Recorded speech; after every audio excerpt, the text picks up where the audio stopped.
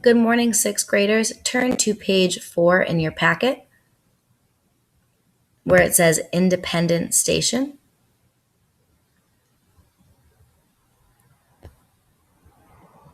So I'm going to talk to you right now about what an MLQ is and how to prepare for it.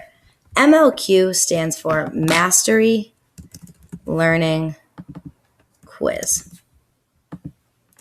You are taking your first MLQ on Tuesday. This is your first big test.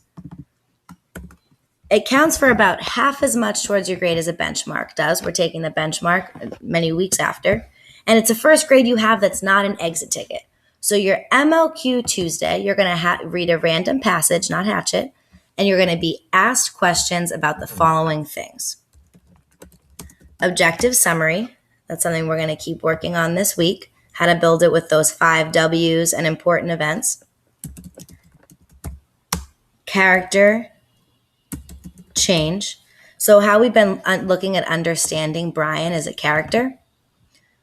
This week, we're going to go more into not just seeing who he is, but also seeing how he changes. You're going to learn this week how to track changes in characters so that you can do it on your MLQ. It's also going to be really important that you're using strong evidence to support answers. You know how last year on Park, there were always those questions that said, Part B, which piece of evidence best supports your answer? The MLQ will be just like that too. You always have to have evidence to support whatever your answer is on a multiple choice question. There's also going to be some questions about vocabulary. That's why we're going to use iReady for this week to do some vocabulary lessons, get you ready for what it means to look at a text, see a word that you don't know, and then answer questions about it. And then this one's really important, so put this in all capital letters. We are going to be writing a narrative. Last week, we started a certain writing task. We're going to touch back on that later.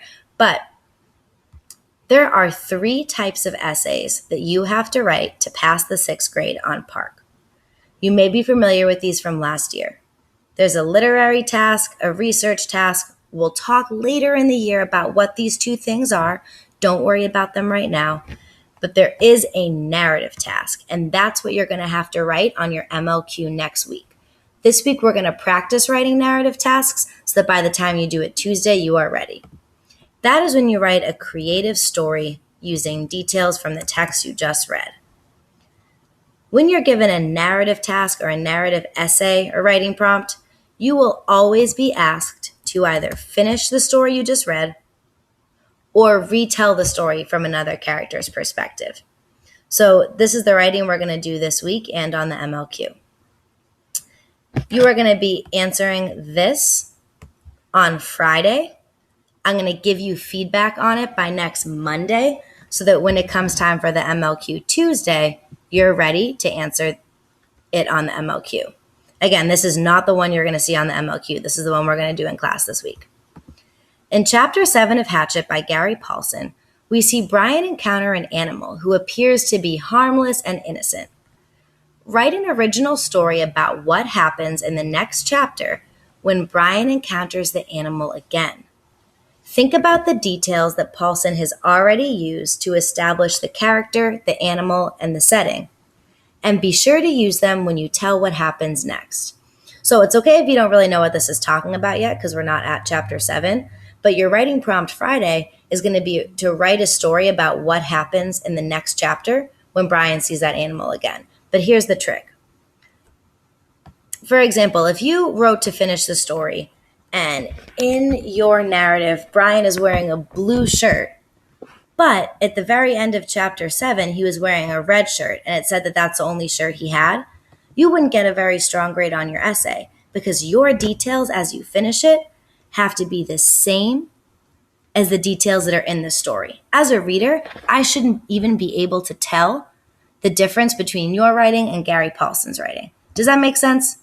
So as you read this week, to prepare for your narrative, track for details about the setting, so where he is, the character, Brian, and stuff about that animal.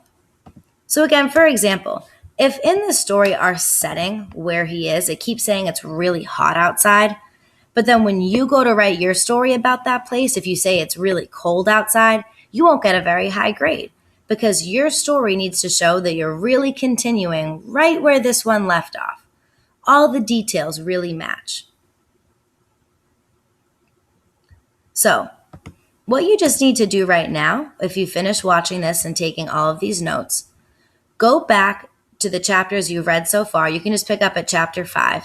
Chapter 5 is in this packet. And start doing this.